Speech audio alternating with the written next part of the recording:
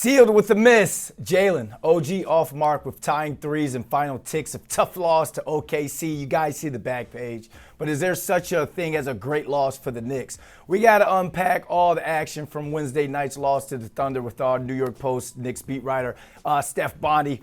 Bondy, let's get straight into this with word is Bondy. They had a chance to tie it at the end.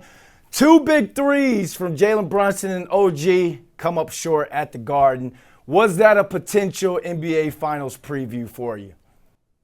Yeah, potential for sure. I mean, I think, if you look at the East landscape, you look at probably the Pistons as the top choice right now. But in the West, it's the Thunder right now, and they have some contenders. Certainly I like the Nuggets, the Spurs, who the Knicks just beat. And then, the Knicks, I mean, they're number two in the East right now, I think. After the Pistons in terms of competitiveness. Now they're in a group with the Celtics and Cavs, and they're going to have to separate themselves in the playoffs. And a lot of this is going to be about who's hot at the right time. But sure, you could see the Thunder and the Knicks in the NBA Finals. Big storyline coming out of the game is obviously the fouls. Cat gets fouled out for the sixth time on the season, but it goes back to this whole phrase, foul merchant. I feel like people, when they say that, they talk about Shai or Jalen Brunson. SGA is, a lot of Knicks fans feel like got some favorable calls last night, and Mike Brown was pissed. Check out what Mike Brown said post game. SGA he's a tough cover, and he does a great job of convincing the referees, probably better than anybody in the league, that he's getting hit. Do Knicks fans need to just take this loss on the chin, or is SGA getting too many calls? Well, I mean, that's been the rap on him for a while. And as you mentioned, Jalen Brunson has that reputation as well. This was uncharacteristic of Mike Brown because every single time he took this job, and part of the job, as I've reported before, was to be the anti-Tibbs in terms of his relationship with officials. The ownership and front office didn't want to see another coach arguing and screaming at the officials. This was his first tech in this game as a Knicks coach. So I think that tells you his level of frustration and anger with the way the game was being officiated, and then to come out with the comments that he did after the game. This was uncharacteristic of Mike Brown, but certainly you saw his frustration level. And, to point out one particular player, the reigning MVP of the league, I thought that was interesting. And it's not exactly wrong. With that being said, that's the history of the NBA. The best players are going to get the favorable whistle. Jalen Brunson gets that benefit now.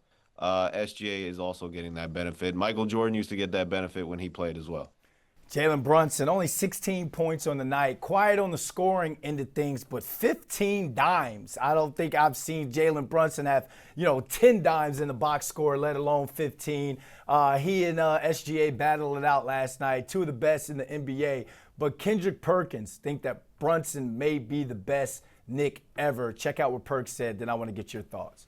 No one expected Jalen Brunson to be here in the hardest market in sports in New York, carrying the weight on his shoulders, and what he's already done for this franchise. I feel like he's one championship away from being the greatest Knick ever. You co-signing with Perk on that one?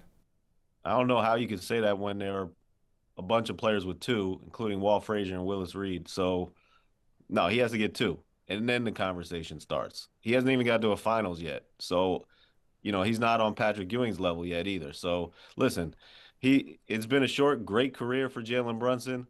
But before we start that's just the typical talk of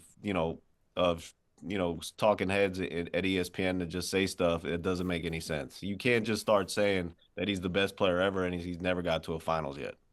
All right. The way the Knicks have been kind of putting together some of these wins and even that tough loss last night, it looks like they're getting better on defense. So what does a backbreaker or a heartbreaking loss like that last night to a damn good team tell you where the Knicks are right now at this point of the season? I know moral victories aren't a thing for a championship contender, but I thought it was a good performance. And listen, OG Anunoby, if he hit that shot, he would have had his first big moment at the Garden. He hasn't had that big shot moment. That would have been great. He didn't hit it. But to come off a back-to-back You didn't have Mitchell Robinson because they decided to play him in the Toronto game. To come off a back-to-back, fly from Toronto, you're facing a rested Shai Gilgeous-Alexander who didn't play in the previous game. I thought it was a good showing. I thought that, it showed the determination of this team when they played against great teams in the past, not great teams, but good teams like the Cavaliers, and the Detroit Pistons. They let go of the rope when they were getting blown out. And, they showed some fight last night, and I thought that was an encouraging sign. These two teams play each other again in OKC at the end of March. I got that game circled. All right, they've been playing the West pretty tough. They had to come back win against the Spurs on Sunday. Played OKC and tough in that loss last night. Now it's time to head out to the Mile High State. They got the Nuggets on Friday. Kind of just preview this one for us. They play the West tough. They want to get back on that winning track. What do you think the Knicks got to do to put a complete game together and walk away with a win?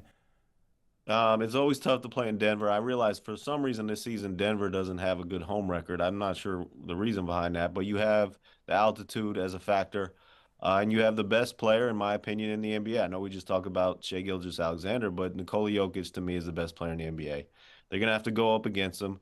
They have had success already, even this season, against the Nuggets and Nikola Jokic. I think they've won 4 in a row or something like that.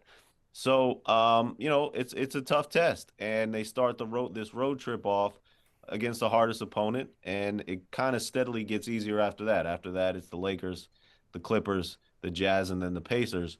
So this is probably the toughest game of this road trip, and it's good to get it out of the way first. I think it's going to be a fun game.